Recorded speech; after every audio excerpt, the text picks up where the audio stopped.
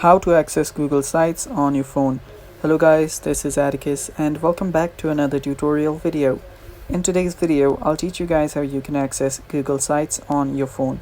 So without any further ado, let's dive right into it. So this works for both your iPhone and Android, so you can just start doing it. First, open up your Google Chrome. You will need to make sure that you're on the page where on your account which is associated to your Google Sites.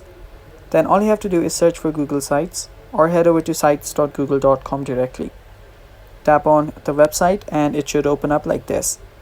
Now, as you can see, to create or edit a site, you will need to visit it on your desktop as it says right here.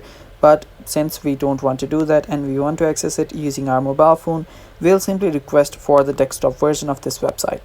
For that, tap on the three dots on the bottom right. And there you will need to see an option that says request desktop site. It's right here. Scroll down and tap on it. After you tap on it, it will just start loading the page, and there you can see Google Sites load up.